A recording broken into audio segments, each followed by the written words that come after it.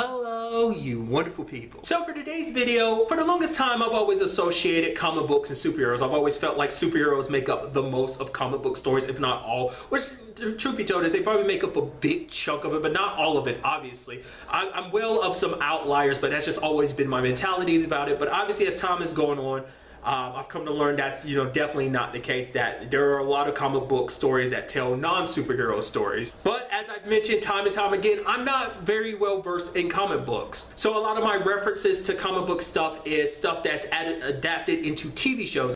In today's video, I wanted to take time to list 10 TV shows that I like that are adaptations of non-superhero comic books. Do note that none of these are in any particular order. Number one is the show Preacher. Now, if you're unfamiliar with what Preacher is about, basically Preacher is about a preacher named Jesse who has this entity in him. Obviously, it has a name and there's more to that, but obviously don't want to spoil it in case you've never watched a TV show.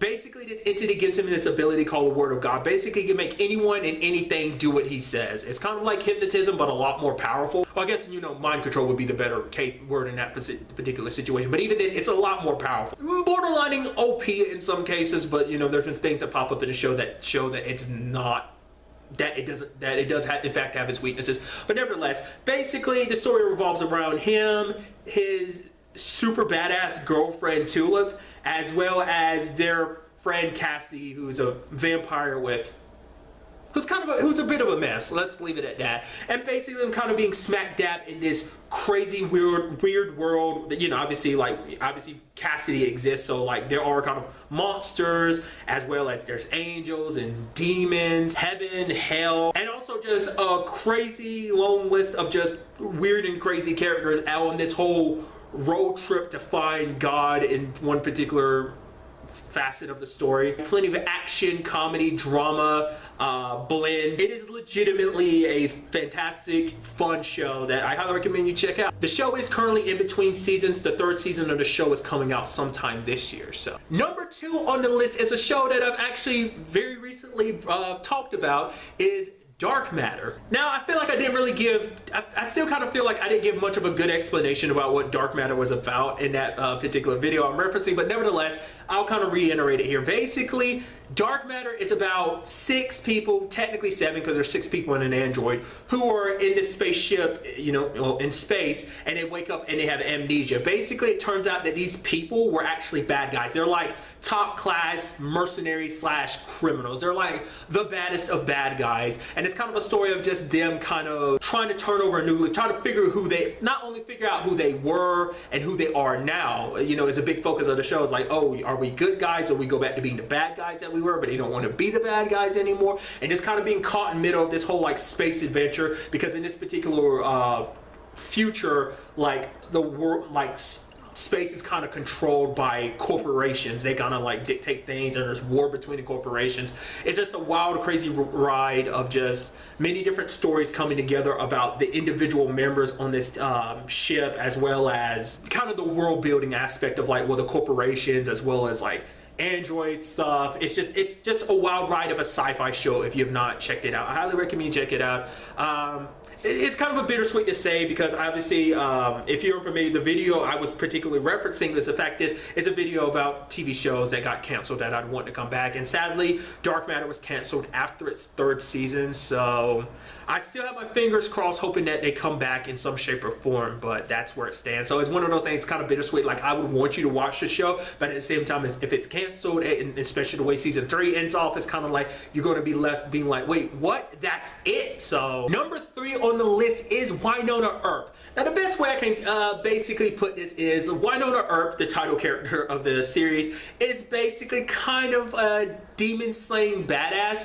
Basically, she has a special gun known as Peacemaker, and basically her family's got this whole curse about revenants. Revenants are basically these people that her great-great-great-grandfather, Wyatt Earp, who put down these bad people. These said bad people are coming back from the dead. They're coming back as demons, and basically it's up to her to put them down, to kind of break the because every so often they come back. It's a whole thing to kind of dive into, but it's a very action-packed kind of supernatural western. The show does a very good job of blending its comedy and drama because it has a very nice comedy blend to it, whether it be like some of the snarky things that Wynonna says, or you know, whether it be other characters that surround her, as well as just the drama that's built upon just the story of the show, and just a lot of stuff that Wynonna kind of has to deal with this whole situation.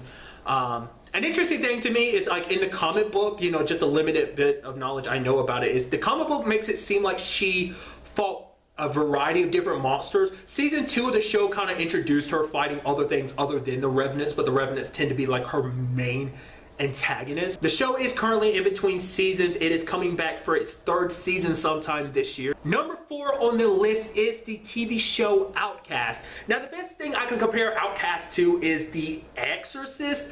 Basically, there's this dude named Kyle, and he's dealing with these demons that have basically possessed people's body. Like, I think another way to describe it is The Exorcist meets the TV show Supernatural. If you're familiar with the TV show Supernatural, how demons work in that, where they're kind of like black clouds, it's kind of like that in Outcast, except they're more like cloudish, but also very inkish in the way they look when you're exiting a body and stuff like that. So, but it's very much like The Exorcist, but Kyle kind of has this like supernatural ability of being like, he's connected to them in some shape or form because he can remove them from the bodies that they're possessing and stuff like that. So it's that whole aspect of that, plus trying to deal with the whole like fixing his life.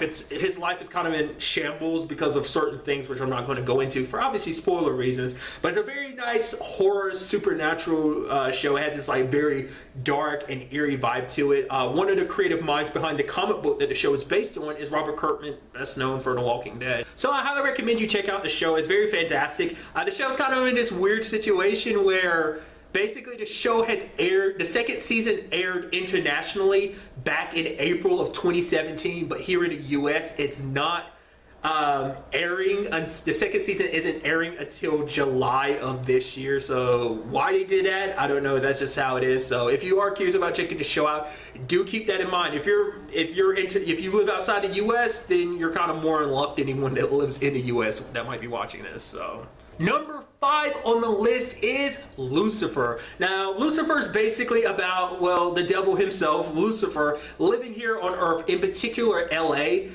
Basically, he just had to get away from hell. He's just like, oh, I've been in hell, I had to live there for so long. It's like, let me go on Earth and have a little fun. And basically, the show kind of divides itself in a sense of like, basically, Lucifer's here having fun, but also he ends up meeting a detective named Chloe, and basically they work together to kind of solve crimes. But it's also a big focus of it is kind of his family issues. Like Lucifer kind of developing, you know, being here on Earth, changing him, while he's also dealing with his whole family drama and everything. So it's an all around, it's just a fun show because I love the characters and kind of getting to understand him, in particular Lucifer, why he is the way that he is. That he gets a little sick and tired of people looking at him a certain way, like he is an evil person. It's just like, I'm only evil because people treat me like I'm evil because my dad painted me as this bad guy, being the devil. Oh, he's bad. He's the root of all evil, you know? So I don't know, it's just the show gives like an interesting perspective. Number 6 on the list is IZombie, a fantastic show. I guess like it's kind of similar to Lucifer in the sense of it kind of has like a crime drama like aspect to it, kind of a police procedural. Basically, the show follows the main protagonist, Olivia Moore, who is now a zombie. Like, it is a show centered around zombies, which you might think, oh man, I'm so over zombies. It is a show that I think no matter what the case may be when it comes to zombies, you should still check it out because it is an amazing show. They do such unique things with zombieism that I think automatically make this show worthwhile, but also it tells an amazing story, has awesome characters. Kind of like, to me, how I always sell the show is like how brains affect zombies in the show, because once you eat a brain in a show, you adopt that person's memories, but also their personality. And like I said, it's such a unique way of dealing with zombieism.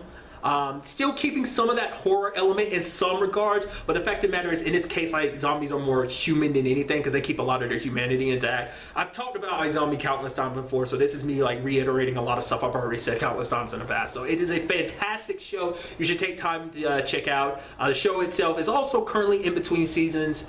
Its 4th season is coming out sometime this year. Also note something I always want to point out to anyone that doesn't know, the show and the comic book are very different, especially because their approaches to things, because comic book is more like, yeah, not just zombies, but there's also other supernatural things that exist, where the TV show is more like a zombieism, more on a science fictional level of just how zombieism actually gets created. So like, it's just fascinating. Just check out the show. Number 7 on the list is the TV show Van Helsing. The show takes place in 2019, so basically like roughly at the time the show started, basically 3 years into the future. Basically the world is in a apocalyptic type of scenario, but instead of dealing with zombies, the world has basically been overrun by vampires, and basically it's humanity trying to fight back. But at the same time, there's this woman named Vanessa, who basically has this whole situation going on where she's basically not human. She has this whole rapid healing ability, kind of almost like a Blade. Like the best thing I kind of compare it to is kind of like a Blade thing going on, except a lot more, because like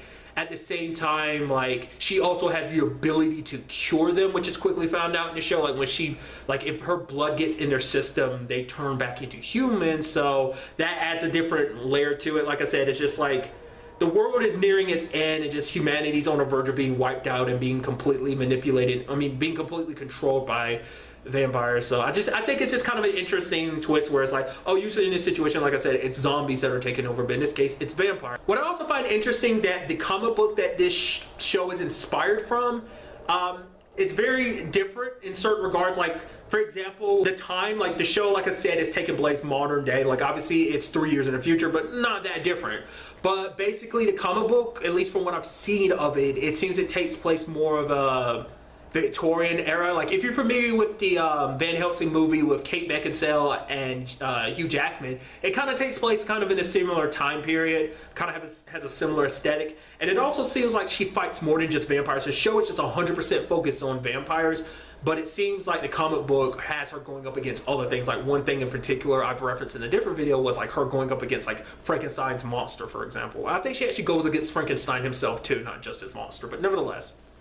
It's stuff like that. Just, I don't know, it's just something I felt like, you know, it's also kind of interesting, like the difference between the two. So number 9 on the list is The Walking Dead. Obviously I brought it up earlier. I used iZombie for an example, that a lot of people might be tired of the whole zombieism thing, and you know, people kind of very mixed about the show, because it's like some people don't like its pacing, don't know the way like it handles things, yada yada yada. It's a show that personally I like. I get people's criticisms of it, but I still enjoy it, because I think the show does a very interesting thing, basically how it handles its thing, like situation, whereas the zombies, in this case walkers, there's also other things they're being called, but more so than anything they're walkers. Walkers are the main kind of enemies of the show, but at the same time it does the thing of like, well, you know, this is a apocalyptic scenario where it's just like what's kind of similar to Van Helsing, like, oh, like the world is on the verge of being wiped out, like overrun with the dead and everything, and it's just that situation of like being up against an enemy that won't stop, that never stops, you know, whereas humans need food and rest, they can keep going on and on. But it's not even just them, that basically because of this world, that humans kind of tend to be the most evil, they tend to be the most interesting aspect. And I know that kind of stems away from what zombieism has kind of always been about in you know, in pop culture, of being like, oh, them being the main focus, and maybe that's kind of a detriment to the show in some people's eyes. To me, I think that's what makes it stand out, because you also have this one side of thing, this enemy that's always constant, you always have to sleep with one eye open for, but at the same time you also have to worry about other people, because other people can be crappy too with their approach of like, you know, survival of the fittest type of mentality, of just what's yours is mine and what's mine is mine type of, you know, thing. So it's just, I don't know, it's very interesting